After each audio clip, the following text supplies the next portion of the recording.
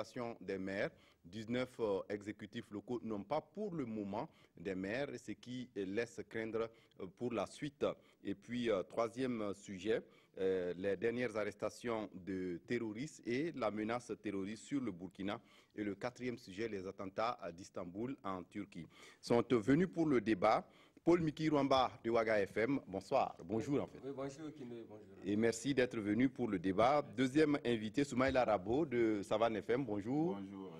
Et troisième invité à ce débat de presse, Ladji Bama de Reporter, bonjour. Bonjour. Et puis le quatrième invité à ce débat de presse, Parfait Silga, notre temps, bonjour. Bonjour.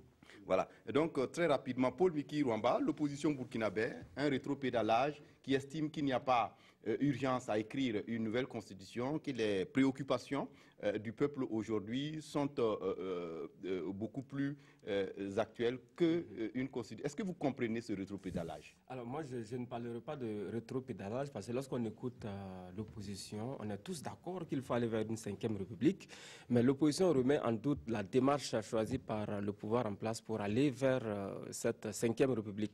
Alors l'opposition ne comprend pas aujourd'hui pourquoi est-ce que l'exécutif s'empresse d'aller vers cette 5e République et en même temps elle remet en cause un peu la composition de la commission constitutionnelle qui a été mise en place, les 92 burkinabés qui ont été choisis. Donc, lorsqu'on regarde un peu le contenu des échanges qu'ont eu le président du Faso et Zéphirin Diabré à l'occasion de cette audience que l'opposition avait demandé, on se rend compte que l'opposition émet un peu une réserve et de mon point de vue, ce n'est pas une première. Rappelez-vous, lorsqu'il s'agit de réformes constitutionnelles ou politiques au Burkina, il y a toujours cette attitude prudente que l'opposition adopte. Ça me rappelle un peu lorsqu'il s'était agi d'aller au CCRP. Eh bien, là-bas, il ne s'était pas agi de réticence simplement, il s'est agi même de boycott parce que l'opposition n'était pas tout à fait rassurée. On a toujours l'impression qu'il y a un agenda caché. C'est pour ça que l'opposition, de mon point de vue, veut voir clair avant d'y aller. Oui, Soumaïla Rabo, on l'a vu en octobre dernier, cette même opposition, l'ex-CEFOP en son temps, s'empressait de dire au régime de la transition qu'il faut ne serait-ce qu'adopter une attitude d'écriture d'une nouvelle constitution, même s'il faut peut-être quelques ajustements techniques. Et aujourd'hui, cette même opposition qui estime qu'il n'y a pas urgence.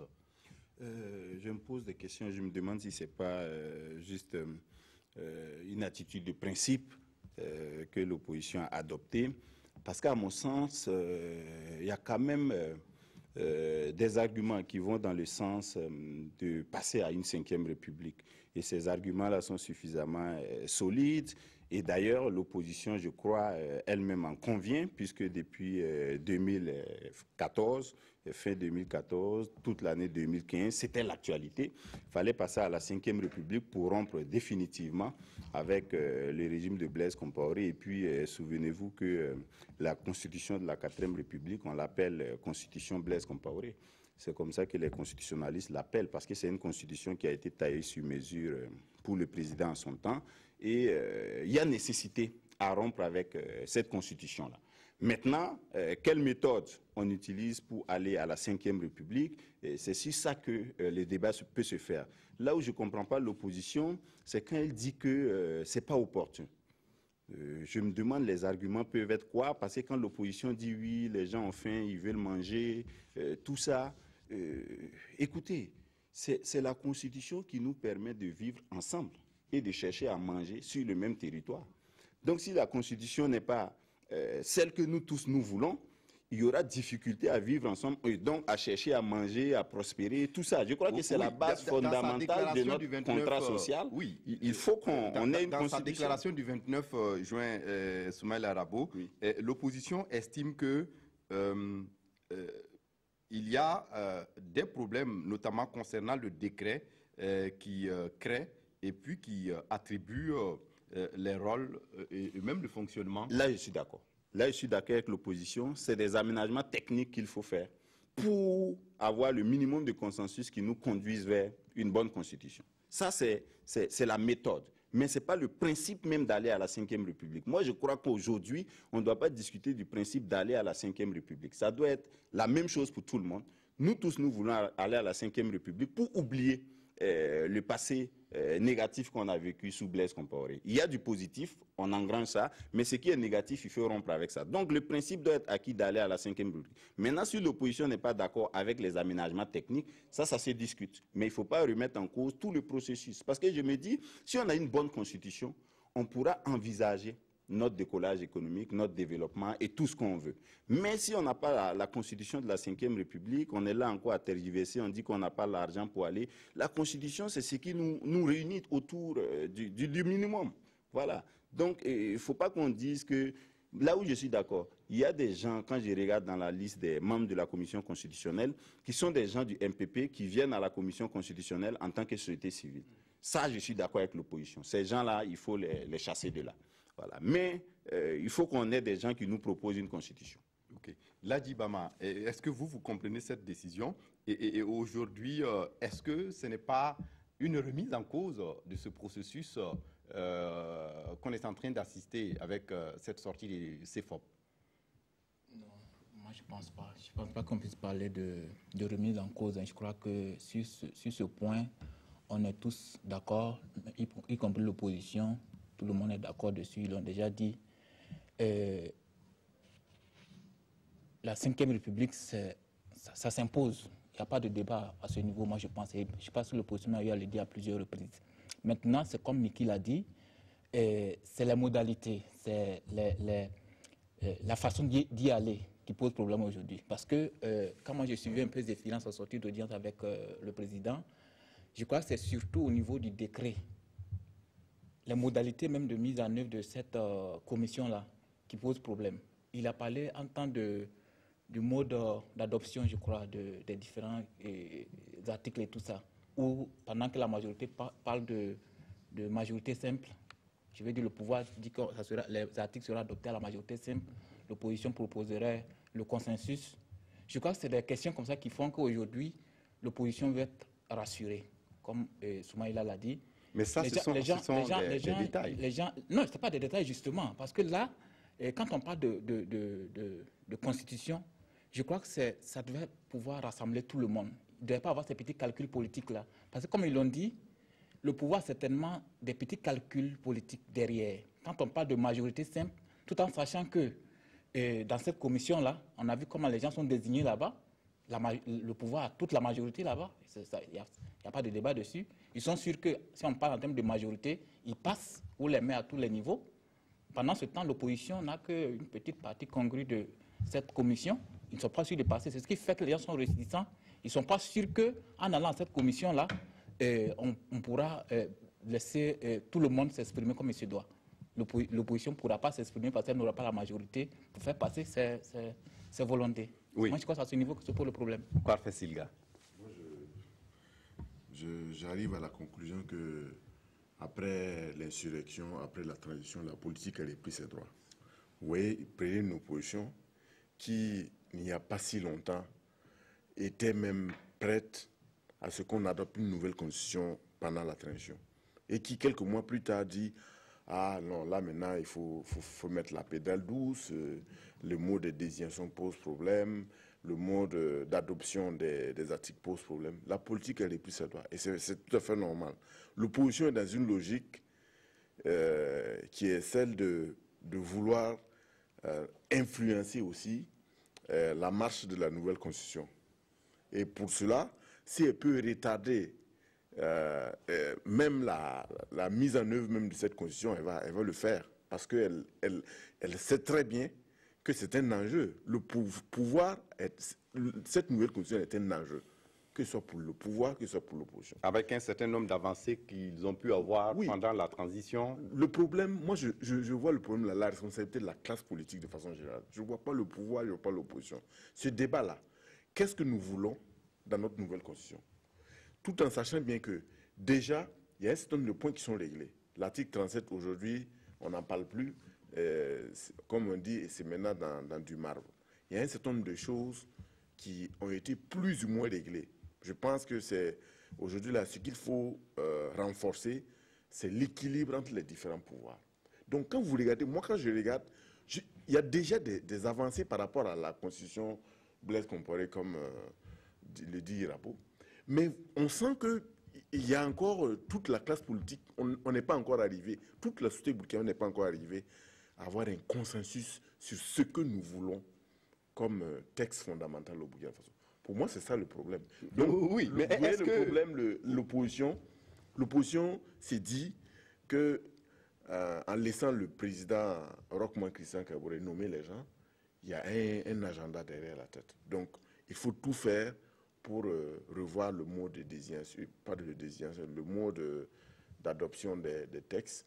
Mais on va arriver à certainement des aménagements techniques, mais on n'arrivera pas. Pour moi, ce serait difficile qu'on arrive à un point où l'opposition se dit complètement satisfaite du déroulement des travaux de la Constitution. Oui, Soumaïla Rabo. Oui, mais vous voyez qu'en Côte d'Ivoire, c'est oui, c'est plus difficile que chez nous. Je crois que, comme Silga a dit, on est purement dans la politique politicienne, quoi. Mais je crois qu'on ne devrait pas. Et c'est pourquoi la meilleure période pour adopter la Constitution de la Ve République, c'était vraiment la transition.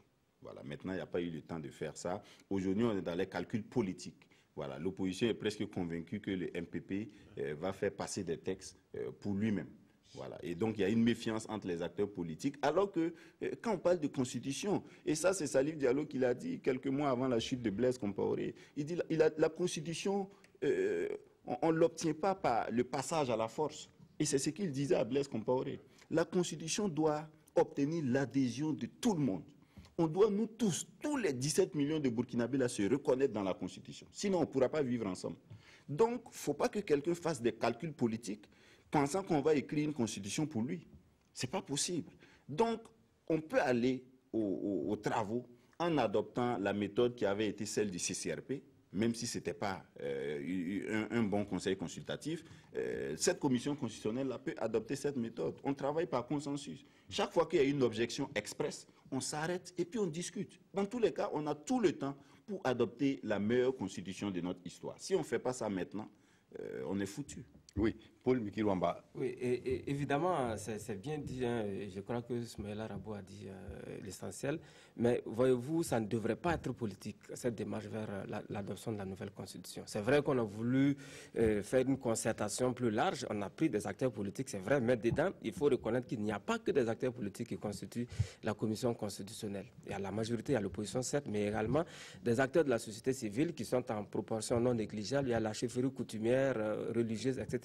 On a même des Burkinabés de l'extérieur qui y sont représentés. Mais là, il y a des petits soucis aussi, puisqu'on a vu certains Burkinabés de l'extérieur qui ont effectivement émis une réticence, ils disent n'avaient pas été représentés. C'est vrai, on a expliqué cela.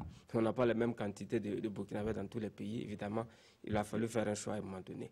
Mais je voudrais qu'on arrête de tirer les ficelles sur le plan politique. Certains ne se sont pas reconnus dans les représentants. Les représentants, oui, ça c'est vrai. Il y a une petite guéguerre également dont on n'a pas beaucoup parlé. Mais bon, ça peut se comprendre, cela d'autant plus qu'eux n'ont pas émis de façon très officielle une réserve, comme le fait actuellement l'opposition politique.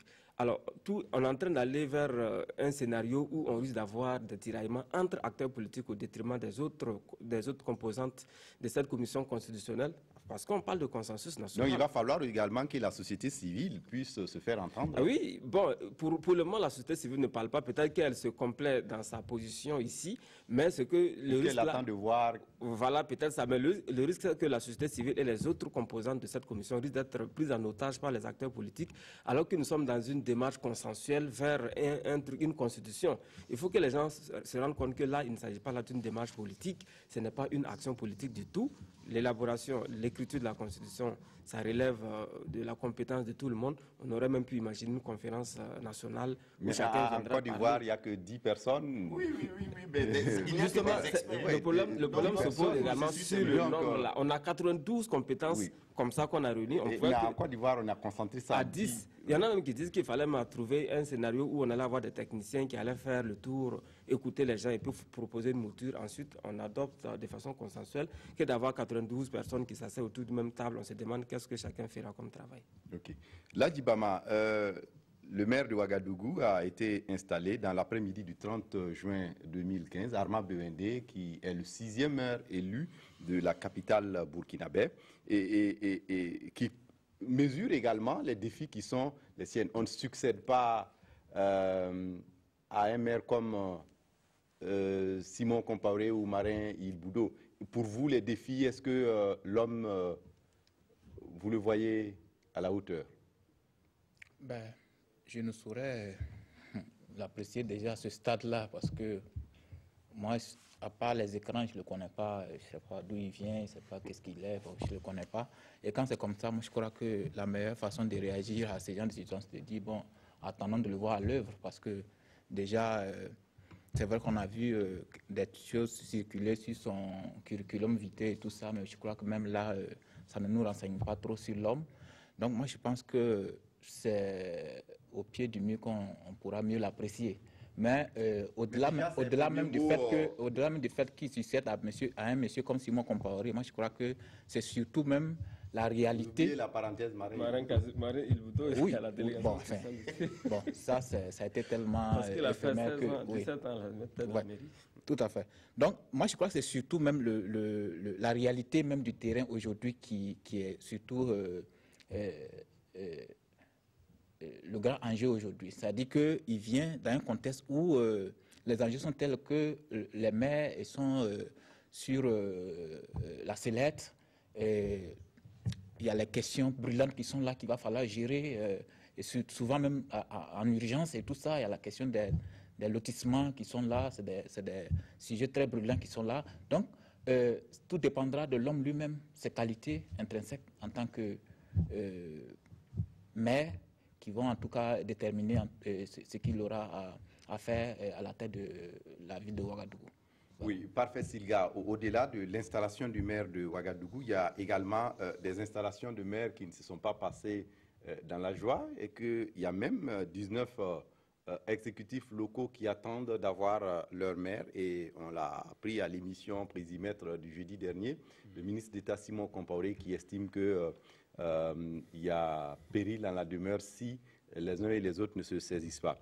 Est-ce que tout ce qui se passe autour de l'installation de ces exécutifs locaux est surprenant? Est-ce que la violence, l'attente vous surprend?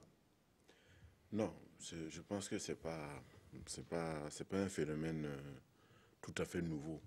Parce qu'il y a des localités où on a deux familles étaient en guerre depuis 5 ans, 10 ans. Quand on prenait Kanchari, ben, c'est une histoire de deux familles qui s'affrontent. Voilà. Il y a des choses qui étaient prévisibles hein, quand vous regardez.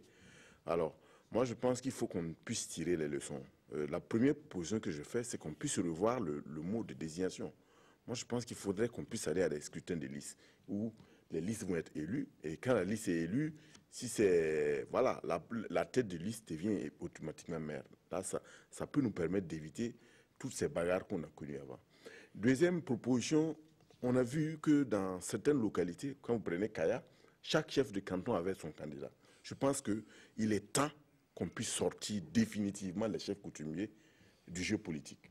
Et j'ai dit, il y a des gens qui vont vous répondre, oui, mais ils sont électeurs, ils sont éligibles selon la loi, oui. J'ai dit oui, mais ils ne sont pas des électeurs comme vous et moi.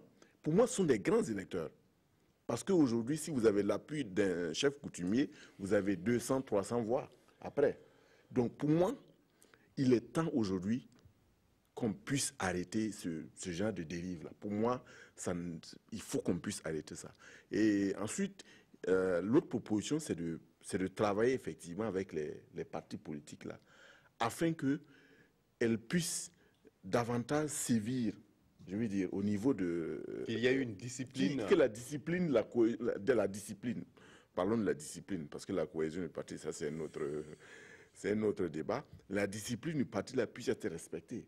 Parce que ce qu'il faut dire, c'est que ce qu'on n'a pas vu il y a 5 ans là, c'est-à-dire qu'au fur et à mesure que, bien sûr, les élites politiques, la conscience politique s'élève à la base là, vous allez de plus en plus voir de telles dérives. C'est-à-dire, au fur et à mesure qu'on avance dans la décentralisation, on va avoir de bons exemples.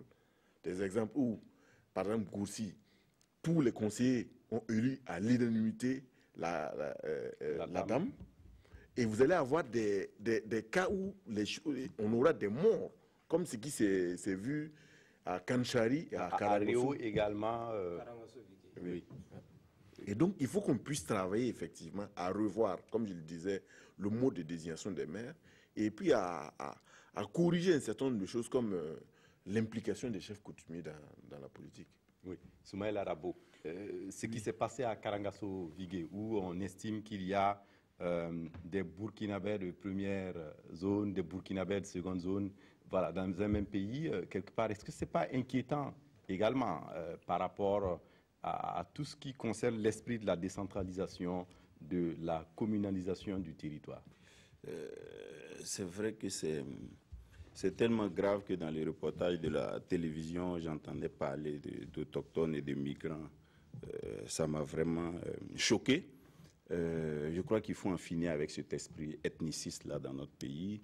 Et quelqu'un a proposé, parce que j'ai fait un travail là-dessus avec des experts, l'ethnicisation de l'activité politique au Burkina Faso. Un expert a proposé vraiment des sanctions à la hauteur des forfaits de ces gens-là, quoi. Et moi, je crois que ce n'est pas tolérable que des chefs coutumiers désignent des candidats parce qu'ils viennent de leur canton. Ce n'est pas normal qu'on dise qu'à Karangasso-Vigué, parce que tu es Mouaga, tu ne peux pas être maire là-bas. Ce n'est pas normal qu'on dise qu'à Gomboro, parce que c'est un milieu de Samo, tu es Peul, tu ne peux pas être maire là-bas. Moi, Ou encore à Kaya. Ou à Kaya, il faut être du canton du Sanma-Tiangnaba pour être maire. Moi, je dis, si on est un gouvernement, on sévit tout de suite. On dit à ces messieurs-là exactement comme on devrait le faire à Dédougou, quand le chef des cantons s'est cru offensé et a fait déménager de force le président du mouvement burkinabé des droits de l'homme et des peuples. Moi, je crois que c'est des esprits qu'il ne faut pas tolérer. Tout de suite, on doit remettre de l'ordre pour dire à tous ceux qui ont cet esprit-là que ce n'est pas possible, qu'on ne peut pas vivre ensemble en ayant toujours cet esprit. Et il faut ajouter ça maintenant avec une culture de la citoyenneté qui amène les gens à penser burkinabé au lieu de penser qui sont, ethnie, groupe social. Ça vient après, quand on veut se réunir peut-être pour développer. Mais moi, je crois que ce n'est pas tolérable qu'on regarde faire des choses comme ça. Deuxièmement, si le gars parle de scrutin de liste, moi, je crois que c'est le ministre d'État qui a dit ça ici. Voilà, il y a juste 3-4 jours, il va faire la proposition. Moi, je crois qu'il faut y aller très rapidement. Et pour terminer, je crois que les partis politiques ne sont pas responsables aussi. Il y a des partis politiques qui savent que c'est leurs militants qui ont créé la violence, mais par principe politique, on les couvre et on accuse d'autres partis politiques. Moi, je crois que si on veut gouverner le Burkina Faso, on doit être honnête avec soi-même et avec ses concitoyens. Si tes partisans sont en erreur, en infraction, moi je crois qu'il faut les dénoncer, il faut les remettre à l'ordre, il faut se déplacer sur le site et puis leur dire, c'est pas cette façon de faire la politique là que moi je prône. Si j'ai été à la base de la création de notre parti politique, c'est parce que j'ai un idéal pour le Burkina Faso et je ne permets pas que vous veniez militer dans mon parti politique si vous avez cet esprit. Il faut les chasser. Voilà. Sinon, on va avoir, mais ça fait 3 mois, non? Vous savez combien de mois on va avoir à la prochaine élection municipale? Voilà, oui, le ministre d'État a été clair. Il dit que si on y prend garde, on risque d'aller vers... Mais même il y a des exécutifs qui sont élus, mais qui ne pourront pas travailler. Il y a des mecs qui ont été élus, on a dit qu'on ne veut pas d'eux. À Saponné, il y a des dames qui sont sorties. Oui, on sait qu'il est de Saponné, mais il était en Côte d'Ivoire. Ça, c'est un argument. Ça, c'est un argument. Moi, je crois que notre boussole, ça doit être le développement. Si quelqu'un peut nous apporter quelque chose, quelle que soit son origine, est-ce que moi j'ai choisi d'être Yara, ou d'être Mouara, ou d'être Peul, ou d'être Bissa? Il n'y a pas de mérite à être de telle ethnie ou de telle autre ethnie. Ton mérite là, c'est dans ton travail, dans ce que tu apportes à la communauté. Donc il faut en finir avec cet esprit. Et si les autorités ne prennent rien comme mesure, moi je serais vraiment très déçu. Oui, et Paul Miki Rwamba, est-ce qu'il faudrait redéfinir un nouveau contrat social pour le Burkina? S'il le faut, on va y aller parce qu'il faut vraiment tirer leçon de ce qui s'est passé pour ce qui concerne ces élections municipales au Burkina Faso. Parce que c'est vraiment déplorable. Hein. On a eu des élections présidentielles et législatives où il y a eu très peu de cas de violence, sinon pas du tout. Maintenant, on se demande pourquoi, lorsqu'il s'agit d'élections municipales, on se retrouve face à des situations. Ça peut se comprendre par le fait qu'il s'agit là d'exécutifs locaux. Les gens se connaissent entre eux. Lorsque le parti politique vient imposer quelqu'un dont on connaît le charisme, alors, donc ça peut poser un certain nombre de problèmes de réticence à la base. Maintenant, ce qu'il faut également dire, pour prendre toujours l'exemple de ce qui est arrivé à Karangasso-Vigué dans les Hauts-Bassins, C'est assez révélateur. Là, il ne s'agit pas de querelle politique, c'est une querelle ethnique. Ce sont les autochtones qui sont sortis dire qu'ils ne veulent pas d'un étranger à la tête de la mairie. Vous avez même certainement entendu par le porte-parole des ressortissants de Karangasso-Vigué, un certain Abdoulaye Ouattara, qui serait d'ailleurs un retraité, quelqu'un qui devrait être suffisamment sage. Il a dit clairement qu'il faut que... Pourquoi? Parce que la retraite doit... Oui, non, il est d'un certain âge. Non, il est d'un certain âge. On suppose quand même qu'il devrait être sage. Le philosophe dit qu'il y a des jeunes de 20 ans. Ouais, ça c'est vrai. En principe, il y a des jeunes également qui pourraient être sages. Voilà. Mais lui, c'est un retraité. Alors, donc, il est d'un certain âge. Il a tenu les propos suivants. Dans cette commune de Karangasso-Vigué, il faut que le maire soit Vigué. Vigué, c'est l'ethnie autochtone donc, de cette commune. Donc, il ne veut pas d'une autre ethnie à la tête de la commune. Et il a dit, non seulement face à la presse, mais aussi face au gouverneur de Haut-Bassin qui a fait le déplacement après les violences. Pour quelqu'un qui tient des propos comme ça, je suis désolé, il faut lui dire tout simplement que Karangasso-Vigué n'est pas en territoire du Burkina Faso, en dehors du territoire burkinabé, et qu'au Burkina Faso, il y a des textes qui régissent en tout cas notre vivre ensemble. On a parlé tantôt de la Constitution. Et lorsqu'il s'agit d'élections municipales, c'est la majorité. Dans tous les cas, c'est le principe des élections. Et que, quelle que soit son ethnie, si quelqu'un est élu par la majorité, c'est lui qui est installé maire. Donc, ces genres de propos, il faut faire très attention. Il peut ramener les gens très rapidement à l'ordre pour éviter que l'on se retrouve face à des situations. Mais pour le reste, là où il y a eu des bagarres politiques, comme je l'ai dit, c'est la faute des partis politiques. Je crois que Siliga l'a dit si bien. Il faut que les partis politiques arrivent à discipliner leurs militants à la base. Parce que non seulement il ne faut pas imposer quelqu'un, mais aussi si on a des conseillers municipaux qui ont des comportements bizarres, il va falloir que l'état-major du parti arrive à les maîtriser, sinon à les sanctionner, comme l'a dit Rabo. On ne peut pas comprendre quand même que quelqu'un qui tient un mandat du peuple joue à la politique de la chaise vide, ou alors il va se rendre coupable d'actes de violence quelque part, sans que le parti ne le sanctionne, et au contraire, le parti le couvre et sanctionne l'autre camp. Oui. Donc c'est autant de faits comme ça qui font que, bon, on va se retrouver dans une situation où on aura des violences pour ces élections locales. Oui, Ladji Bama. Oui, c'est vraiment... C'est désolant tout ce qu'on a vu là ces derniers temps, à l'occasion de cette désignation de maire. Je ne sais pas quoi dire, parce que là...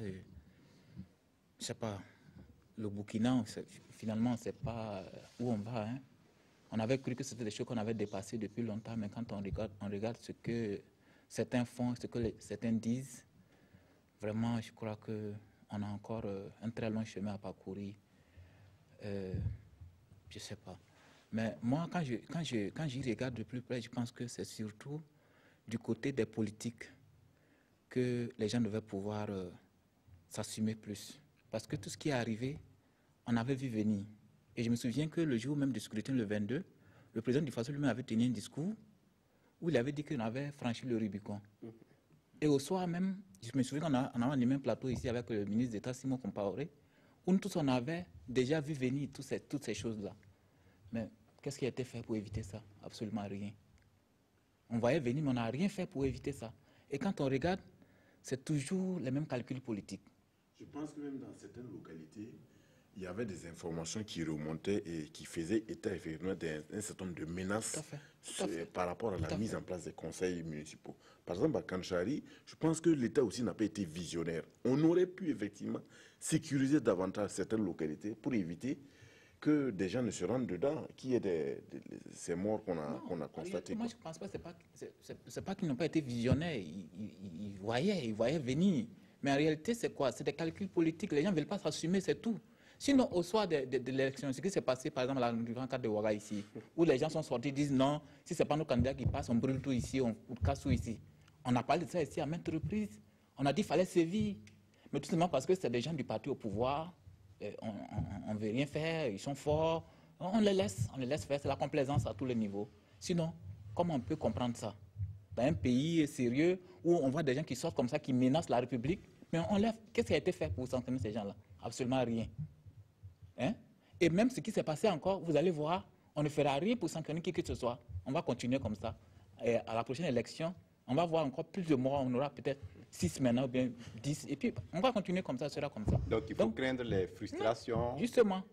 Et moi, je dis que tant qu'on ne va pas revoir notre façon de faire la politique, tant que nos hommes politiques ne vont pas revoir leur façon de faire la politique, on est mal parti, quoi. Ça dit qu'aujourd'hui, les partis politiques ne sont plus... ils ont démissionné carrément. Ça dit qu'au-delà même du fait qu'ils devaient c'est vrai, leur essence, c'est de conquérir le pouvoir, d'animer la scène politique. Mais il y a une autre fonction essentielle qui est là, celle de l'éducation des masses. Mais aucun parti ne... Quand on regarde les partis aujourd'hui, qui parlent de formation de militants, c'est relégué au second plan. On ne parle pas de ça. L'indiscipline, vraiment, ça atteint la cote d'alerte telle que, bon, on a endémique. Franchement. Donc, avant de créer un parti politique, de l'animer, il faut aimer d'abord son pays, quoi. Et vous ne pouvez pas mettre les intérêts de votre parti au-dessus des intérêts du pays, au-dessus de la vie des populations. Moi, je crois que ça, ce n'est pas responsable. Et c'est ça qui doit nous amener à changer la façon de faire la politique. Et si des écarts comme ça ne sont pas sanctionnés, parce que ce pouvoir ne doit pas avoir moins de mérite que le pouvoir de la transition.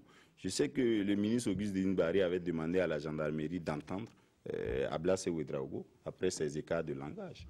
Voilà. Des choses comme ça, immédiatement, vous interpellez la personne, vous l'entendez. Et vous pouvez expliquer à la personne pourquoi elle est dans cette situation d'interpellation. Voilà. S'il y a des récidives, vous déclenchez une procédure judiciaire. C'est par l'exemple comme ça et les sanctions quand ça ne va pas qu'on va donner l'exemple. Mais si on caresse les gens dans le sens du poil parce qu'il est de notre parti politique, moi je trouve qu'il y a un manque de responsabilité. De la même façon, à propos de Armand Bewende, je crois que quand les élections finissent comme ça, il faut aller au développement, quoi, et puis laisser la politique politicienne là. On a vu avec Simon Compaoré quand il était maire, avec Salia Sanou, Aboubo Dulasso, ils vont prendre 5 ans pour faire la politique, au lieu de développer la ville. Il faut développer la ville. On vous a fini de vous élire, il n'y a pas d'autres élections, en tout cas dans l'espace de 5 ans. Là. Vous êtes élu pour 5 ans. Développez Ouagadougou, s'il vous plaît. Voilà. S'il y a des commerçants, MPP, qui doivent se réunir, laissez le parti gérer ça. Vous gérez Ouagadougou pour nous. Les caniveaux, les inondations, les routes, voilà, l'éclairage public, occupez-vous de ça. Voilà. Et puis laissez le MPP, ceux qui ne sont pas élus là vont gérer ça. Il y a beaucoup de militants là-bas. Merci. Oui, Alors, très rapidement. Il faut rappeler, vous l'avez si bien dit, le ministre d'État Simon Compaoré avait indiqué qu'il y a 19 exécutifs locaux qui sont sans maire jusqu'à ce jour. On se demande comment ça va se passer. On est en train de s'acheminer vers la prolongation des délégations spéciales, puis les élections partielles. Maintenant, aujourd'hui, est-ce qu'il n'est pas bon d'aller au niveau de ces 19 exécutifs locaux pour savoir quel a été le problème, quelles sont les mesures que l'on prend au cas où il y a reprise de vote pour éviter ces cas de violence?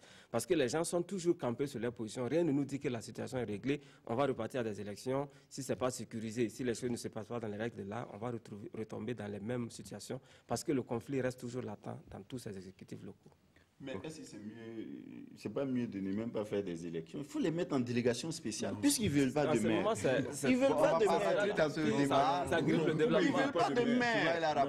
Écoutez, est-ce que vous savez qu'hier, ils ont élu l'exécutif de l'arrondissement 8 de Ouagadougou? Parce qu'il y a eu la menace, comme chaque conseiller a fait ses calculs, je vais venir, j'ai dépensé 30 millions pour la campagne, quand je vais venir, j'ai 30 parcelles, ça fait 30 millions. Il a peur de la délégation spéciale. Quand le ministre a menacé, ils sont allés élire le maire. Le maire était contesté, ils l'ont confirmé, et ils ont élu premier adjoint, deuxième adjoint, tous les présidents de commission. Et vous allez voir, ils vont élire. Puisque si on met la délégation spéciale, tu n'es plus conseiller, tu as perdu ton argent. Alors qu'il y a des gens qui ont investi, ils veulent récupérer. Oui. Moi, je crois que c'est très bien. Il faut les mettre en délégation spéciale. Non, ça, c'est pas une solution. C'est la solution. Ils ne veulent pas de maire. Quand tu dis ils ne veulent pas de maire, tu parles de qui? De ceux qui ont frappé les gens, qui ont tué, qui se promènent avec les gourmets. Généralement, quand vous regardez là, ce sont des minorités qui font ça. Parce que c'est les minorités qui font le plus de bruit. Voilà. Mais la grande masse des populations dans ces communes-là veut d'un exécutif. Moi, je pense que la solution, c'est de repartir et de trouver effectivement ce qui s'est passé, comment nous pouvons résoudre le problème pour que à la prochaine élection là, il y ait beaucoup plus de cohésion, beaucoup moins de problèmes en fait pour la mise en place de l'exécutif. Si on ne les sanctionne pas là, ça va revenir. Il faut leur apprendre à vivre avec un préfet, il va gérer les affaires courantes, ils vont comprendre. S'il n'y a pas de développement, là, on doit être sérieux. Non, vous savez ce qui s'est passé pendant la transition, c'est que le développement local était vraiment plombé. Parce qu'il y a des partenaires aujourd'hui qui, dans leur principe, ne peuvent pas travailler avec... La quasi-totalité des partenaires, d'ailleurs. Mais oui, mais donc quand vous voyez ça, ça veut dire qu'on va reculer avec des délégations spéciales. Donc il faut s'assumer et faire... L'État doit travailler à ce que dans ces 19 communes-là, on puisse avoir un exécutif, des exécutifs locaux pour booster le développement. Ça, c'est absolument nécessaire. Bien. ce serait peut-être un autre sujet dimanche prochain ou les jours à venir. Mais en attendant, on évolue dans ce débat avec le troisième sujet convoqué à la discussion ce matin. Le 30 juin dernier, le ministre d'État, ministre en charge de la sécurité intérieure, a rencontré la presse pour parler de nouvelles arrestations dans le cadre des attaques terroristes que le Burkina Faso a connues en janvier dernier. Et on parle de 2 Burkinabés qui ambitionnaient créer un réseau terroriste au Burkina. Et ils voulaient installer une Katiba au Burkina. Est-ce que quelque part, cette menace-là, on doit toujours la craindre? Ah, mais évidemment, évidemment. Je crois que c'est le ministre d'État qui l'a dit. Les terroristes, leurs patrons là, ils préfèrent rester là où ils sont pour être eux-mêmes en sécurité et puis recruter localement, hein, faire former et puis faire des opérations de tuerie comme ça. Moi, je crois que c'est à ça qu'on doit faire attention et c'est ça qui doit nous amener, nous, citoyens, vraiment, à la base, à collaborer avec les forces de défense et de sécurité, avec les autorités de façon générale pour dénoncer, alerter hein, quand on est devant de telles situations. De la même façon, l'autorité doit renforcer les renseignements. Je crois que depuis quelques mois ou quelques semaines, il y a un effort qui est fait à ce niveau. Sinon, moi, je craignais pour le début de l'année. Après les attentats, je n'ai pas vu grand-chose venir, mais j'ai l'impression que maintenant, il y a un travail qui se fait en collaboration avec les pays voisins comme la Côte d'Ivoire et le Mali. Et je crois que ça donne des résultats. Il faut aller dans ce sens-là. Et comme le ministre l'a dit, il va informer la population quand il faut, appeler à la collaboration quand il faut, même s'il ne peut pas le faire tout le temps à cause du secret de l'enquête. Et je crois que là, on est bien parti. Tel que les choses se présentent, on peut espérer meilleure situation que ce qu'on a vécu en début d'année. Et à l'occasion également, on parle près d'une 50aine d'interpellations de plusieurs suspects de nationalités différentes, diverses, avec 3 femmes. Et on a même fait le lien avec l'attentat de Grand Bassam En Côte d'Ivoire. En Côte d'Ivoire. Eh bien, ça, c'est à mettre à l'actif de nos forces de défense et de sécurité qui, contrairement à ce que les gens peuvent penser, font du boulot pour mettre la main sur ces terroristes-là. Alors, donc, on aura constaté également que depuis un certain temps, il y a un certain nombre de mesures qui sont prises au Burkina Faso à l'interne. C'est visible d'ailleurs dans la ville de Ouagadougou où certaines avenues ont été barrées. Tout cela participe de la lutte contre le terrorisme. Alors, mais à côté de ça, ce qui est fondamental et qui est assez intéressant à relever, c'est que chaque Burkinabé doit contribuer à cette lutte-là. Les forces de défense et de sécurité l'ont dit à plusieurs reprises. On ne cessera jamais de le rappeler. Alors, lorsqu'on prend l'exemple de ce groupe de terroristes qui était en train de se constituer au Burkina Faso, c'était en étape embryon, ils ont été démantelés heureusement. Eh bien, on se rend compte qu'au Burkina Faso, tel qu'on se connaît, tel qu'on vit ensemble, ces gens ne peuvent pas prospérer sans que 2 ou 3 personnes ne soient au courant de ce qu'ils sont en train de faire. Donc, il peut y avoir que des gens constatent des comportements suspects et qui ne disent rien aux forces de défense et de sécurité. Je crois que c'est l'élément essentiel. Oui, le colonel Alain Serge Ouedraogo, le chef d'état-major adjoint de la gendarmerie, l'a dit. Fait, oui. Parmi les interpellés, il y a des logeurs. Justement, il y a toujours des complicités, il y a toujours des complices. Souvent, ces complices même n'ont rien à gagner avec ces djihadistes, ces terroristes-là, mais ils ne dénoncent pas.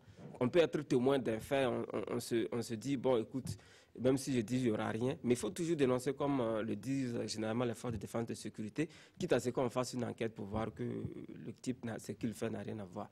Mais de par le passé, on se rendra compte également qu'il y a eu des gens qui ont été interpellés parce qu'ils ont été dénoncés par leur comportement. On se rappelle de l'histoire de cette femme qu'on avait traitée de djihadiste. Oui, devant Kaiser. Voilà, c'est vrai, on l'a prise, on s'est rendu compte après qu'il n'en était rien, mais cela ne doit pas décourager les gens à toujours continuer de dénoncer, parce que ça aurait pu être effectivement un cas assez suspect. Donc, ce qu'il faut dire au Burkinabé, c'est vraiment ça. Hein.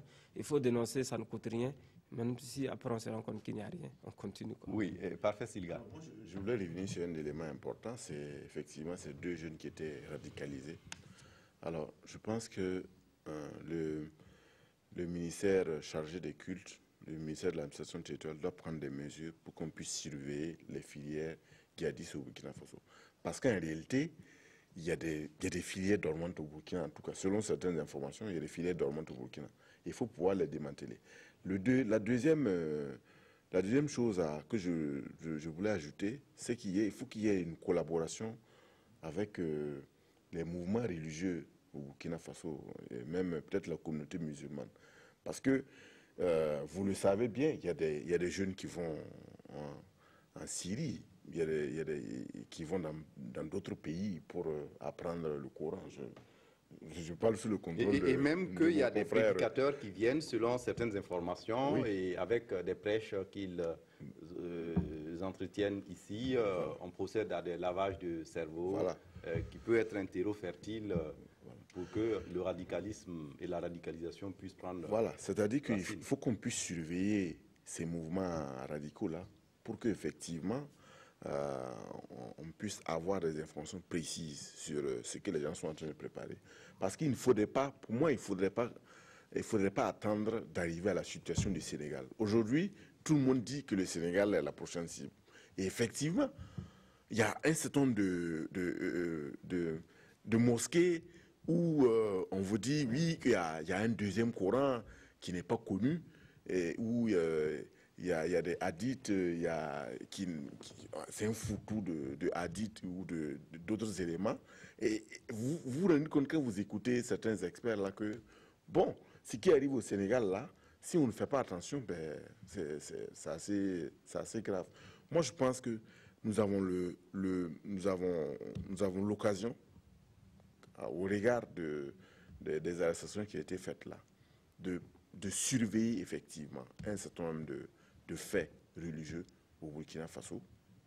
Et je pense qu'il faut aussi requérir ici la collaboration de l'ensemble des musulmans pour qu'on puisse effectivement dénoncer un certain nombre de guides qui se seraient perdus, ou en tout cas essayer de recadrer effectivement pour éviter effectivement que la radicalisation de certains jeunes puisse monter en puissance. Oui.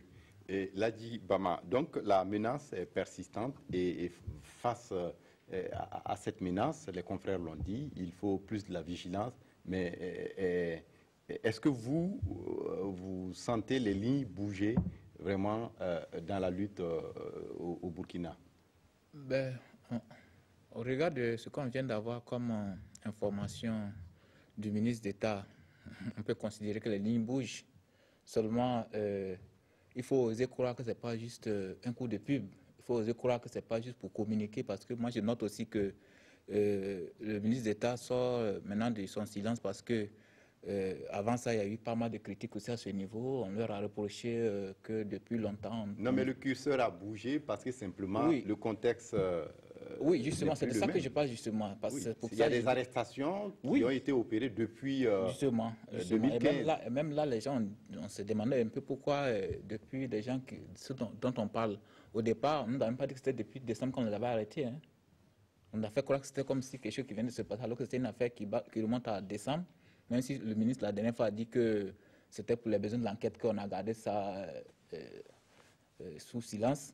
Mais toujours est-il que il faut aussi éviter de communiquer juste pour pouvoir plaire aux gens, pouvoir faire croire que non, on ne dort pas, on est en train de travailler, alors qu'il y a la menace qui est là. Parce que ça, c'est sûr, on a sérieusement des problèmes à ce niveau-là, parce que souvent quand on écoute, il y a des villages où des jeunes ont disparu, comme ça, on ne sait pas où ils sont allés, on n'a pas de nouvelles d'eux, qu'est-ce qu'ils deviennent, on ne sait pas. Donc c'est pour vous dire que c'est sérieux, la situation est très très grave.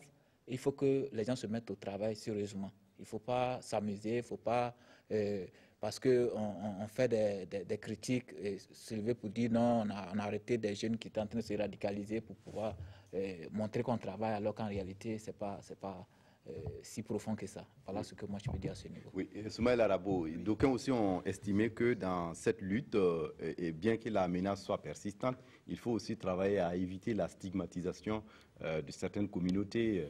Tout à fait, j'allais évoquer ça après ce que Siliga a dit. Je ne crois pas que ce soit vraiment dans les mosquées qu'il y a des problèmes. Au passage, il faut peut-être donner les moyens à l'Observatoire des faits religieux qui a été créé sous la transition, mais qui dit ne pas avoir de moyens. Un observatoire qui a un certain nombre de responsables religieux en son sein, chrétiens, musulmans, pour un peu lire la situation et échanger avec les autorités sur la façon dont les messages religieux sont transmis. Vous voyez parfois sur nos radios, parfois dans les mosquées, à des prêches. Mais moi, je crois que ceux qui se préparent à faire des attentats, c'est pas dans nos mosquées ils radicalisent les gens. Ils doivent avoir d'autres réseaux, d'autres systèmes pour recruter et faire prospérer leur cause. Et il faut plutôt chercher ça. Et peut-être ce que Silga est en train de dire également, est-ce que souvent le discours qui est développé parfois lors des prêches, est-ce qu'il ne faut pas aussi être regardant? Non, au Burkina, moi je n'ai pas connaissance de discours radicaux comme ça. Il vaut mieux faire peut-être des enquêtes pour que... Oui, mais c'est sûr que les autorités en font. C'est sûr que, c'est sûr qu'elles en font. C'est sûr qu'un leader religieux ne peut pas prêcher comme ça pendant 3 jours, 1 semaine dans une mosquée sans que les autorités ne sachent ce qu'ils disent. Ça, c'est vraiment pas possible. Je crois qu'il y a un minimum qui est fait à ce niveau. Maintenant, au niveau des musulmans eux-mêmes, bien entendu, s'il y a des cas suspects, ils peuvent. Et souvent, eux-mêmes, ils prennent les devants. Ils prennent les devants et puis ils disent, mais ton discours là, on l'a pas compris. On ne sait pas dans quel sens ça va. Et ce n'est pas possible au Burkina qu'on parle de 2e Coran. Au Sénégal, je ne sais pas comment c'est arrivé. Mais en tout cas, ici, ce n'est pas possible. C'est pas possible. Ce que moi, j'ai cru comprendre, c'est qu'il y avait une difficulté avec certains foyers coraniques. Les écoles coraniques, vraiment, qui fonctionnent encore sous forme de foyer, là, où les élèves sont encore dans la cour du maître coranique, vous voyez. C'est là-bas qu'il y a une surveillance à faire. Et je sais que les maîtres coraniques ont créé une association et ont pris langue avec le ministre d'État pour qu'il y ait une collaboration. Parce que quelquefois, surtout dans la zone du Sahel, les maîtres coraniques bougent avec leurs élèves et ils disent qu'il se pourrait qu'ils rencontrent des choses, ils voient des choses et c'est bon qu'ils soient en contact. À ce niveau-là, c'est possible. Sinon, dans les mosquées officiellement reconnues, qui fonctionnent normalement avec des fidèles qui sont réguliers, ce n'est pas possible de développer un discours radical à ce niveau. Mais vous savez que dans certains pays, le phénomène aussi a été observé auprès de certains jeunes. Par exemple, notamment ceux qui vont à l'aventure, mais aussi on a parlé de certains garibous qui ont été pris dans ce mouvement-là, tout simplement parce que je pense que le lien entre ces enfants-là et puis leur maître là s'est distendu à un certain moment. Donc, je pense qu'il vaut mieux qu'on puisse regarder. Aussi, j'ai dit, il ne faut pas qu'on arrive à la situation du Sénégal où on dit qu'il y a des mosquées où il y a des discours djihadistes, où le djihad est promu. Vous voyez, ça se dit au Sénégal. Il faut qu'on arrive à surveiller ces faits-là, ces faits religieux. Parce que il faut qu'on évite de dire ah non, au Burkina Faso, non, ça ne peut pas venir. Non, nous sommes dans une situation où il n'y a pas de guerre entre les différents courants, wahhabisme, les sunnites. Non, il ne faut pas qu'on arrive à... pas qu'on se dise non, tout est parfait. Je pense... Qu'on soit suffisamment vigilant et prudent. Qu'on soit vigilant. Oui, Paul Mikirwamba, et ensuite... oui. Il faut dire qu'on a la chance d'avoir au Burkina Faso une communauté musulmane assez organisée, même si quelquefois il y a des querelles de leadership. Donc je crois qu'avec cette communauté musulmane-là, la collaboration avec les forces de défense et de sécurité, avec les autorités, devrait être renforcée pour éviter tout ce que l'on peut avoir comme suspect. Alors ce que vous dites n'est pas anodin. Effectivement, il peut arriver que des gens profitent de ça. C'est vrai que ce n'est pas encore le cas au Burkina, en tout cas on n'a pas connaissance, en dehors du fait que souvent, même pour le cas de Kwame Nkrumah, on a dit que les gars sont venus prier avec les musulmans normaux, entre guillemets, avant de faire leur forfait. Mais ils n'ont pas entretenu. Justement, le système. c'est ce que je dis, on n'en est pas là, mais il faut être dans une mesure préventive, il faut prévenir, c'est toujours bon de le faire. Lorsqu'on prend l'exemple effectivement du Sénégal, si c'est possible là-bas, c'est pas exclu que ça ne soit pas possible ici. Donc c'est le moment déjà de faire en sorte avec la communauté musulmane qui est bien organisée, je l'ai dit tantôt, pour qu'on évite en tout cas des embryons de ce genre dans notre pays. Oui. Parce que nous sommes dans une situation où c'est la prévention qui vaut. Il ne sert à rien d'attendre que le fait soit commis avant de pleurer. Oui. Donc on peut avoir des passerelles de dialogue comme ça pour prévenir, pour demander à ces responsables religieux leur dire quel type de comportement il faut adopter avec les forces de défense et de sécurité pour venir à bout du terrorisme qui peut être même en état embryonnaire au Burkina. Oui, Ladji Bama, on l'a vu également dans l'attentat d'Istanbul qui a été perpétré mardi dernier, où on parle d'une quarantaine de morts, de plus d'une quarantaine de morts. C'est aussi un peu cette internationalisation du réseau terroriste, parce que là-bas, on parle du fait que le cerveau, c'est un Tchétchène. Oui, non, c'est ce qu'on a toujours dit. C'est-à-dire que le phénomène est devenu planétaire maintenant. C'est sans frontières. Et comme on l'a dit aussi, c'est une guerre qui est asymétrique. On peut pas les prévoir, on peut pas les voir. On peut vivre avec eux, on peut même dormir avec eux. Ils sont avec nous, on ne le sait pas. C'est ça toute la difficulté avec ce phénomène-là. C'est des gens qui peuvent être là à Ouaga, qui vont même dans les mêmes marchés que nous, qui peuvent prier dans les mêmes mosquées que nous, mais tant qu'ils ne se laissent pas découvrir, on ne peut pas le savoir, parce qu'il y a tellement de subtilités pour éviter que... Sinon, comment on pourrait comprendre que j'ai vu à l'occasion de cet attentat à Istanbul des témoignages qui disaient qu'il est rentré avec un fusil qu'il avait caché sous le sel, et quand il est arrivé au milieu du monde, il a sorti ça et puis commencé à tirer un peu partout. Mais comment il a pu traverser tant de cordons de sécurité un aéroport international. Voilà, jusqu'à arriver là.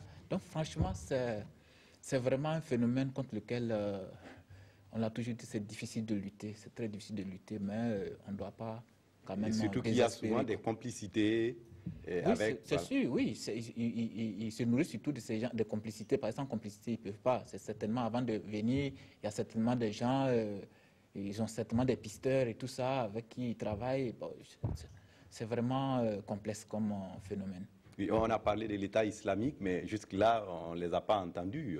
Il semble que le Tchétchène Ahmed Tchai serait le chef de Daesh à Istanbul. Non, moi je voudrais peut-être, en analysant là, dire que quand vous regardez comment les grandes puissances, les États-Unis, la Turquie sont frappés, alors qu'ils ont un arsenal militaire, ils ont les armées les mieux renseignées au monde, vous vous rendez compte que nous, Burkina Faso, Niger, Mali, Sénégal, il y a le G5 du Sahel. Oui, mais c'est encore des structures qui attendent de l'argent du Nord pour fonctionner. C'est ça l'initiative. Oui, mais aujourd'hui, c'est comme on le dit souvent, il faut qu'on arrête de parler, il faut agir. Et moi, je pense qu'au Burkina Faso, pour revenir au cas du Burkina, il faut que... je pense qu'il y a intérêt, effectivement, à ce qu'on puisse opérationnaliser très rapidement l'Agence nationale de renseignement. Bon, j'ai lu chez un confrère que c'est en juin 2017 que tous les éléments seront mis en œuvre. C'est-à-dire que c'est vraiment en ce temps que cette agence va être véritablement opérationnelle. Moi, je trouve que un an, je ne suis pas un spécialiste de la sécurité, je l'ai dit, mais je trouve qu'un an, c'est beaucoup pour qu'on puisse opérationnaliser une telle agence. Pour moi, elle est véritablement importante. Mais je me demande s'il ne faut pas la mettre en lien. Il ne faut pas mettre en lien le fait que cette agence ne soit pas fonctionnelle, la non-fonctionnalité de cette agence-là, avec les réformes qui sont annoncées au sein de l'armée burkinabé. Est-ce qu'il ne faut pas... Est-ce que ce n'est pas parce que les réformes ne sont pas encore totalement mises en œuvre que cette agence ne fonctionne pas? Parce qu'une agence comme ça doit pouvoir recouper l'information dans toutes les unités, c'est-à-dire les unités de renseignement de l'armée, de la police, de la gendarmerie et tout cela. Et donc, pour pouvoir coiffer un peu ces unités-là, bon, je pense qu'il faut avoir des hommes dans ces différentes unités-là qui ont la même vision des choses. Donc, je pense qu'il faut qu'on puisse arriver véritablement à ça. Quand vous regardez les États-Unis, la Turquie qui sont frappés en plein cœur par Daesh, ben, vous dites que nous, bon, si ces gens se décident de nous faire des attentats tous les jours, ils le feront. Donc, je pense que ce qu'on peut faire là, qu'on le fasse très bien. Voilà, ce seraient les derniers mots de cette émission. Merci d'être venu pour le débat de presse de ce dimanche. Était là pour le débat mon ami Ladji Bama du journal Le Reporter, Paul Miki Rwamba de Ouaga FM, Soumaïla Rabo de Savane FM et Parfait Silga de Notre Temps, un quotidien.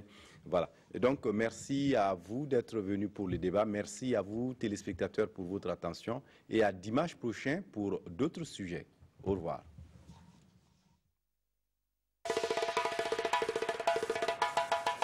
Wow.